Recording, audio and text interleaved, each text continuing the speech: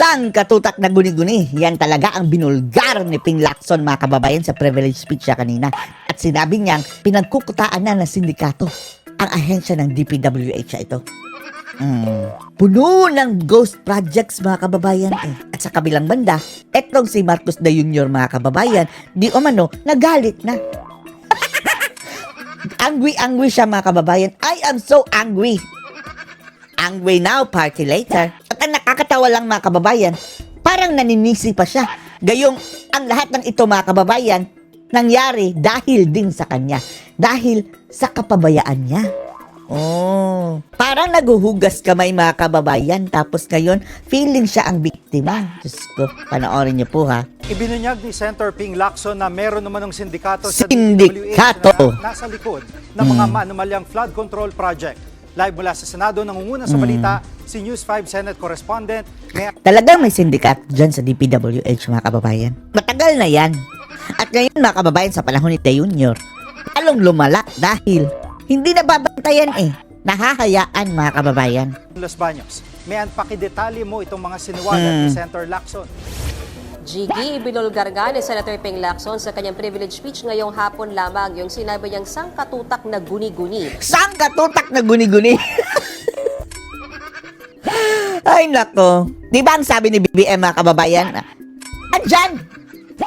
Andyan yung mga flood control na 5,500. Na-overwhelmed lang. O ngayon mga kababayan, sangkatutak na guni-guni na. Pati si BBM mismo mga kababayan ha. Aminado, ghost projects ang kanyang mga flood control mga kababayan. O ghost flood control projects na pinondohan ng bilyon-bilyong piso at ino-operate umano ng isang sindikato mula daw mismo sa Sindikato. DPWH. Inuna na niya dyan yung Bulacan na tinawag nga ni Senator Lacson na notorious sa dami daw ng ghost projects na umaabot hanggang 30 GG.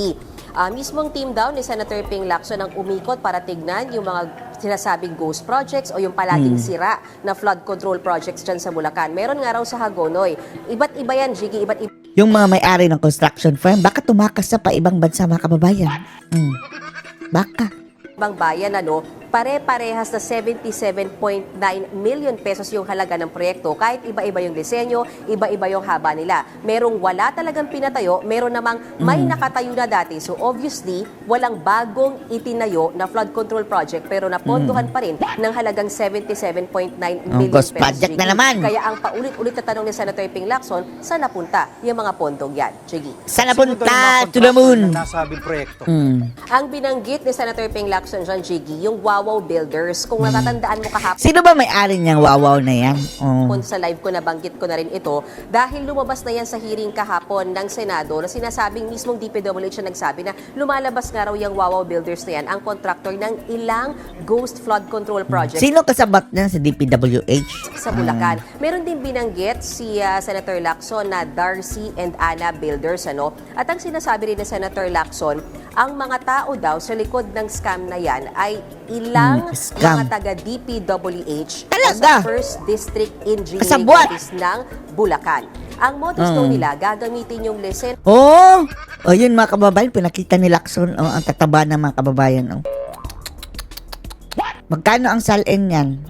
siya ng ibang kontratista and then itong mga taga DPWH na ito ang magpapatupad ng proyekto o magsasabing completed na ito, Jiggy, kahit wala namang ni isang hukay doon sa lugar na iyon. Yan ang sinasabi natin mga kababayan, imposibleng wala talagang kasabwat. Diyan papasok mga kababayan ang confidential at saka intelligence fund ng presidente. Saan ginamit ni BBM mga kababayan ang confidential fund?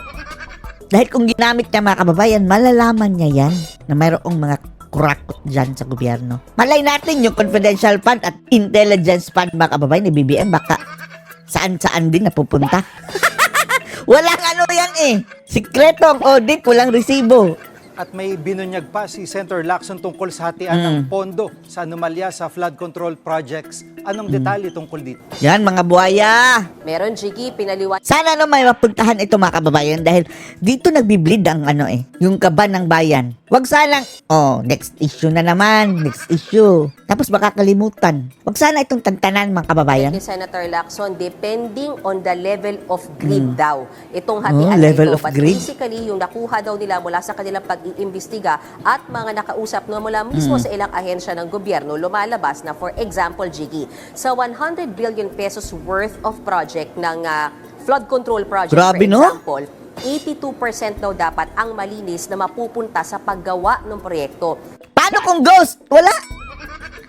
Zero. Kapag tinanggal mo na yung mga Zero ang napupunta sa proyekto. Tapos, lahat sa kanila mga kababayan ang pera. allowable deduction. So ano ba yung allowable deductions, Chigi? Yan yung tax, yan yung insurance. Pero yung 82 billion pesos na yan, makakahoy pa yan. Dahil daw sa Makakahoy dami na pa? yung bibigyan ng lagay at mga SOP. Ah, grabe. So, for example daw, Chigi, basahin ko para sure.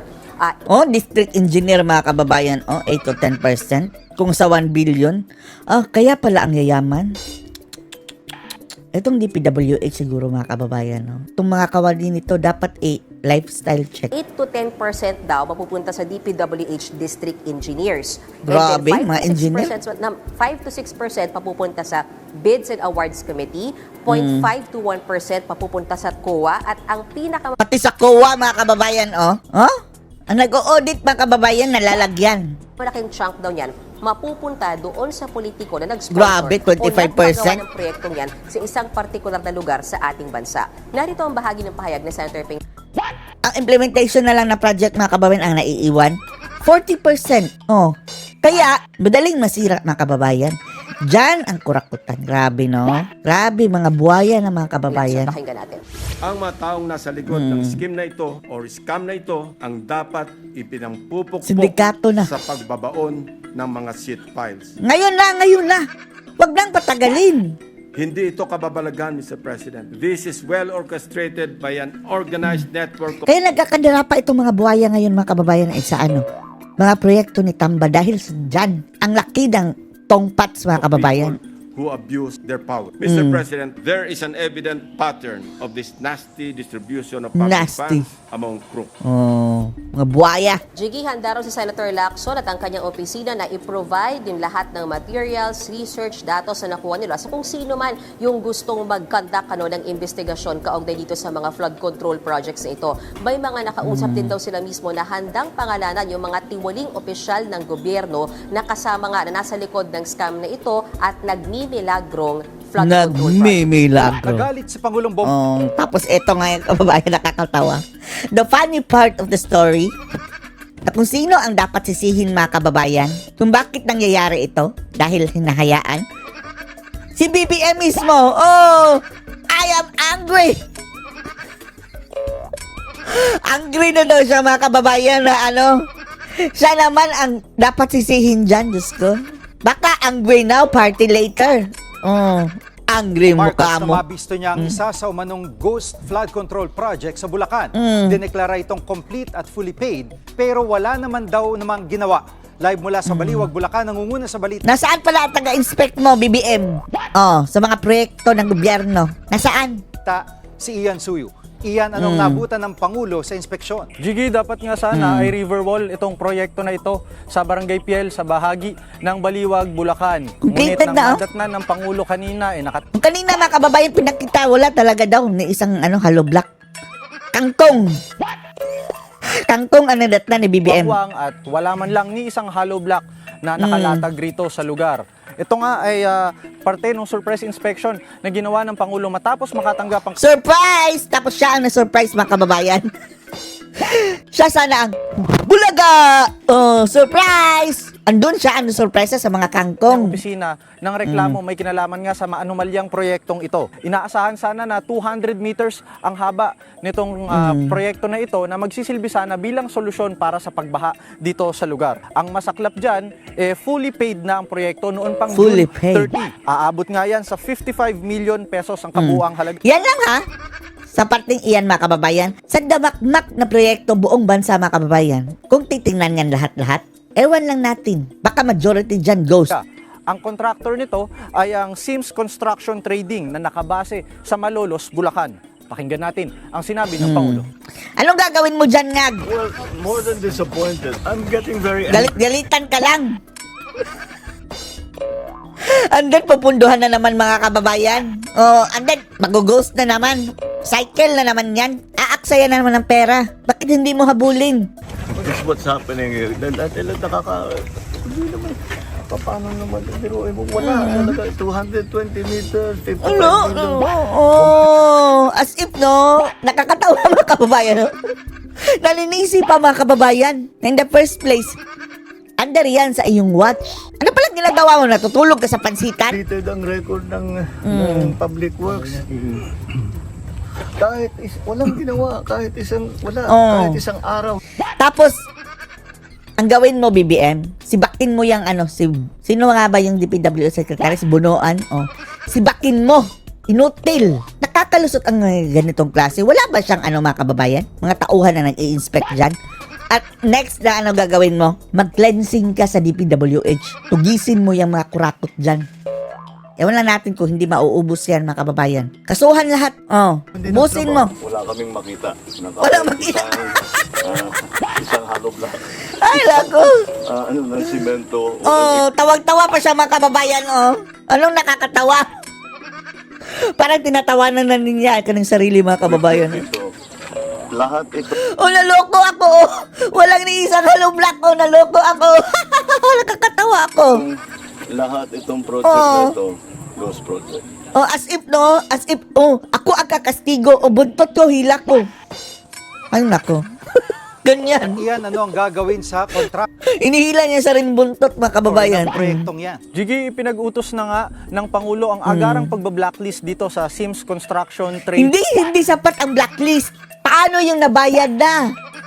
Kasuhan. Ang problema dyan, mga kababayan, mabablacklist yung company. Gagawa na naman ng bagong company, mga kababayan. Sila lang din ang may-ari. At bukod dyan, konting backgrounder na lang, pinasasampahan din ito ng kasong malversation Sige. of public funds, pati na rin ang graft. At base nga sa sinagawa Kulang yan. Baka kapiyansa lang yan. Economic sabotage. nating research, Tapos, kunin yung perang nabayad. Diyos ko. Ang pera talaga. napag-alaman natin na itong Sims Construction Trading na to Yan ang problema, mga kababayan. Yun ba, contractors? Ay, sige, sampa kayo ng kaso. Magpapiyansa lang kami. ay may hawak na 14 flood control projects. Dito lang yan sa probinsya ng Bulacan at may 14, tapos i-times mo, mga kababayan, tang 55 million each. kabuuang halaga yan na nasa 1 billion pesos. 1 billion. Diyos ko. Falsification na ito. Yung ganito, dahil nag-report So, anong sila na gagawin mo yan? Hindi Turo-turo ka lang. completed. So that's already very Ito si BBM, mga kababayan, kulang ito ng action. Later, mga kababayan, makakalimutan na rin yan. Mapapaparting na yan sa Malacanang agad. Tutukan mo yan, BBM. Yan na lang ang mission mo sa buhay. Hanggang sa 2028. Linisin mo ang DPWH kung kaya mo. violation.